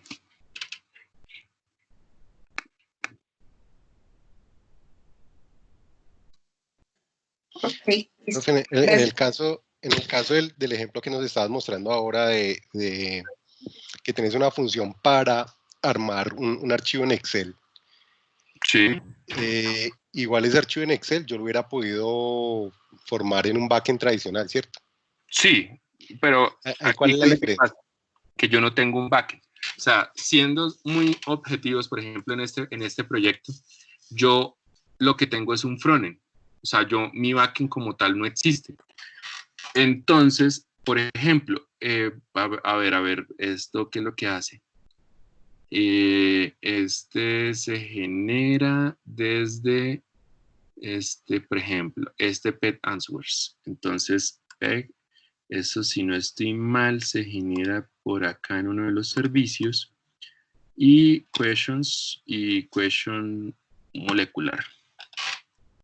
Entonces, por ejemplo, esto lo que hace, literalmente lo que hace, es que tengo un servicio en Angular que se encarga de crearme esta, llamémoslo así, colección, porque al fin y al cabo todo lo que todos llama de servicios. Entonces yo tengo por aquí un Firebase Connect, que es mi servicio, que se encarga de, tal cual como más o menos lo vimos allá en el ejemplo, yo tengo como unos métodos para traer, para iniciar sesión, para registrar un dato. Este es getData y tengo set, no tengo un setData. Sí, debería tener un setData. ¿De dónde está el getData? No. Set, aquí, Entonces, cuando yo, por ejemplo, quiero traer datos, crear datos, él lo que hace es que va en Firebase y me crea eso. Toda esa lógica no va contra un backend. Todo esto de Firebase lo estoy haciendo directamente yo, es desde el frontend, no desde el backend. Todo este proyecto que está aquí no tiene un backend, no existe un backend como tal. Mi único backend es escriba todo lo que se necesita en Firebase y Firebase es mi lógica de negocio. Y mi lógica de negocio está acá. ¿Qué es lo que pasa? Que yo tengo que ver, pues si esto tuviera una aplicación móvil, tendría que ser la misma lógica de negocio desde la aplicación móvil. Pero no es, yo nunca me conecto a un backend como tal, sino que me conecto es directamente a Firebase. Como esto no tiene backend, cuando a mí me dicen, oiga, necesito que me genere un archivo, ¿qué es lo que hace este Angular? En vez de hacerlo local, llega y llama a la función de Google, oiga, genérese ese archivo.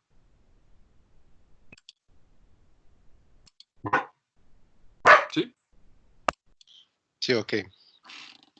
Lo que les digo, esto se ve más es cuando ustedes no tienen un backend, pero es un poco raro uno decir, es que yo no tengo un backend, pero cuando uno se acostumbra a manejar Firebase, uno no tiene un backend. O sea, es muy tonto tener un backend si está utilizando Firebase. Y ustedes me dirán, entonces, ¿para qué les estoy haciendo crear un backend en Firebase? Y pues yo les diré, pues, porque así está el programa.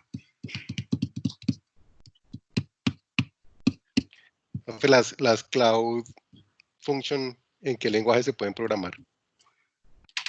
Más fácil todo en Node.js, pero también están para, por aquí estaba, las Cloud Functions se pueden programar, sé que en Go y creo que en Python. Sí, Go y Python. Entonces yo puedo programarlas en Node.js o en Go o en Python, cualquiera de ellas. Pues el más fácil, recomendado, óptimo de rendimiento siempre va a ser Go. El más fácil de aprender, pues por facilidad, porque todo lo estamos manejando en JavaScript, va a ser Node. Y pues el más intuitivo para la persona que está más acostumbrada al procesamiento de datos o está más familiarizada con este tipo de cosas es Python. Pero pues básicamente el de Go y Python se parecen muchísimo. Si ustedes van y miran, Go y Python tienen como un cierto estilo parecido. Bueno, no, mentiras. Realmente no. Pero el más óptimo de todos es el de Go. ¿Por qué? Porque el de Go lo que hace es que hace un transcode a C++ directamente y muy optimizado en todo lo que es este motor, porque pues él tiene un compilador hecho exclusivamente para hacer estas interpretaciones como funciona. Entonces ellos han trabajado mucho en ese proceso para que Go sea como el más óptimo de todos. Pero pues no es un lenguaje muy utilizado y muy familiar para la gente. Entonces siempre están estas tres opciones. Recuerden, es hecho para crear funciones específicas y a partir de unos disparadores.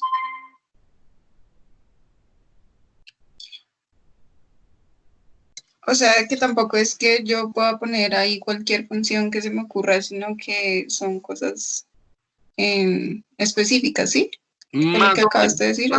tampoco es que no pueda poner yo cosas grandes, o sea, como yo les muestro acá, este es un, no, este es un súper grande. Entonces yo estoy aquí haciendo llamados de paquetes que son grandes, o sea, si ustedes se fijan, esto es harto código, se ve ahí.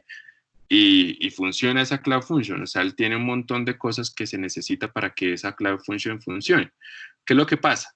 Lo que pasa es que es mucho más óptimo hacer esto aquí en la Cloud Function que hacerlo en el frontend, aunque podría hacerse en el frontend. Pero entonces, ustedes se preguntarán, ¿y qué esto cómo funciona? ¿Hasta dónde llega? Entonces, aquí hay que tener en cuenta que hay unos precios. Este producto es gratis hasta un punto.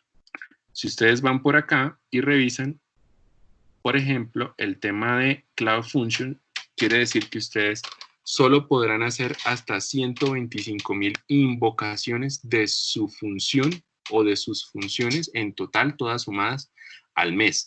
No pueden invocarla más de 125,000 veces por mes. No puede consumir, y esto se mide en segundos, el consumo de RAM y de procesador de sus funciones, entonces no podrá consumir más de 40,000 segundos de uso del procesador, de la memoria RAM y 40,000 segundos del uso del procesador. Y no podrán conectarse a servicios fuera de Google en la versión free, ¿no?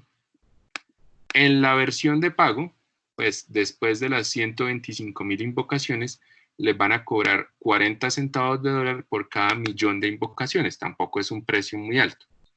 Les van a cobrar 25, o sea, sería, esto ni siquiera, esto es como un 25ava parte de un centavo de dólar por cada 1000 invocaciones por cada 1000 segundos, perdón, de uso de la memoria RAM, y $1 por cada 1000 invocaciones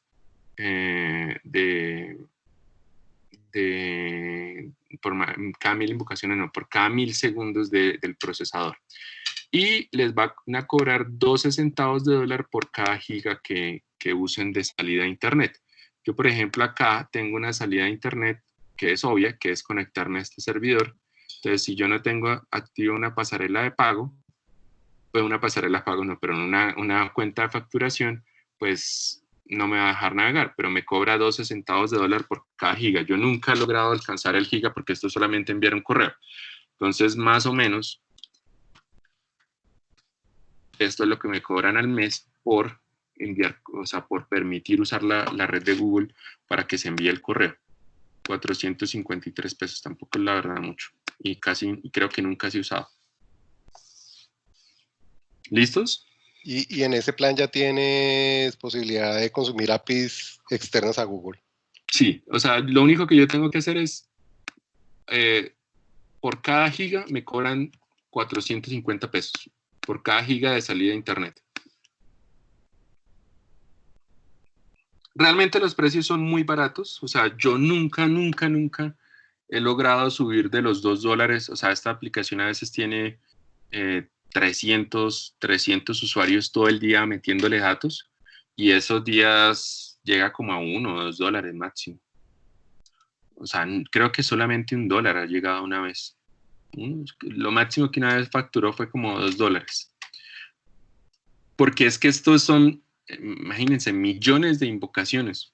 ¿Cuántas millones de veces creen que me crean un archivo? ¿O cuántas millones de veces creen que me crean un nuevo registro? ¿Cuántas millones de veces creen que me generan un reporte? De hecho, este es el que menos, este casi nunca lo llaman. Esto lo hacen solo los administradores. Lo que pasa es que toma tiempo. Entonces no se demora 40.000 segundos, porque 40.000 segundos es muchísimo tiempo, ni se demora, en el uso del procesador tampoco se demora 40.000 segundos, eso generalmente son 2 o 3 segundos. Yo lo único que le tengo facturación es por esto, y bueno, y falta aclarar otra cosa, las escrituras. Entonces yo sí, hay veces que me paso de las 20.000 escrituras por día, solamente como 3 veces me pasé de las 20.000 escrituras por día, entonces a veces sí he tenido que pagar por esto, y eso es lo que me suma como $2.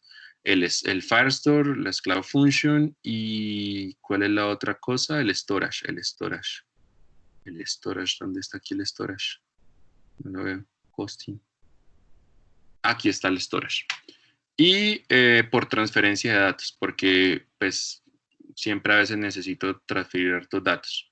Entonces, por ejemplo, hay veces que llegan a pasarme más de 1 giga por día, entonces me toca pagar 12 centavos de dólar, o sea, los 400 pesos por cada giga que transfiera. Realmente no es mucho, es poco. ¿Listos? ¿Alguna otra duda?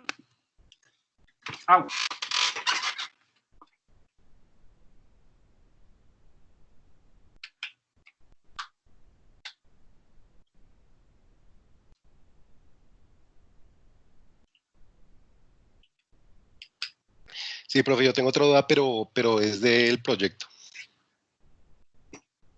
Sí, señor. Yo estuve, digamos, estoy haciendo la primera parte del ejercicio de Dialog. Sí. Y me di cuenta que el tema es como más de parametrización de cosas. Sí, o sea, Dialogflow es configure las entidades y configure los intents. Sí, o sea, yo no vi por ninguna parte, pues terminé la primera parte, pero yo no vi ninguna parte que uno programara algo. No, eso es en la segunda, donde uno tiene que programar la Cloud Function. Por ejemplo, ahí tiene mucho sentido la Cloud Function. En ese ejercicio ustedes tienen que programar una Cloud Function. Ya, ok. Y digamos en términos, bueno, y entonces si nosotros lo hacemos de esa forma, nosotros no programaríamos nada del lado del front, ¿cierto? porque finalmente nosotros nos meteríamos en algún sistema de mensajería y eso sería todo. Pues lo único que haríamos sería programar las Cloud Function y ya. Sí. Digamos, eso comparado con el objetivo del curso, que es, digamos, tener un proyecto que tenga de alguna forma programación de front y programación de back, no quedaríamos como cortos en el alcance del objetivo. Bueno, hay que tener en cuenta algo. Las Cloud Function cuentan como backend. ¿Por qué? Porque ustedes están haciendo, si ustedes se fijan, esto es Node. O sea, todo lo que yo hago en una Cloud Function, eso es Node. Y sí, en el caso del frontend, pues en parte sí vamos a ver un tema de Angular, que generalmente, por ejemplo, les pongo el ejemplo de un estudiante del corte anterior. Él todo lo que hizo fue de hardware y él mostró fue su hardware. Que él vio en la parte de frontend, pues yo le dije, tenemos que hacer algo. ¿Y qué hicimos? Un administrador web, donde yo administre toda esa información del lado al administrador. Entonces, le sugeriría aquí lo mismo. O sea, sí o sí vamos a ver los temas. Eso sí no se rescata y no se quita. Y sí o sí tenemos que hacer algo. Si ustedes se van de lleno con el chatbot y lo construyen, por ejemplo, ¿qué les voy a pedir yo? Tenemos que construir un administrador que gestione todo lo de la base de datos y que en el caso de él, por ejemplo, me dijo, no, yo no voy a hacer el backend todo con Node porque necesito una parte que es usar Mosquito y usar todo el tema del MQTT y tales y todo.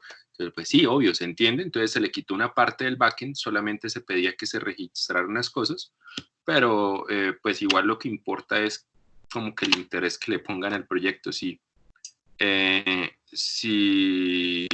les suena, les gusta lo que están haciendo, pues muchísimo mejor. Ok, o sea que, digamos, quedaría como pendiente esa parte de administración que haríamos en el Sí, ¿cierto? mi recomendación sería lo mismo que usamos, por ejemplo, en el corte anterior. ¿Qué podemos hacer en la parte web? Un administrador. Y si ustedes pueden programar todo esto como Cloud Functions, muchísimo mejor. Listo, profe. Gracias. Con gusto. ¿Alguna otra duda?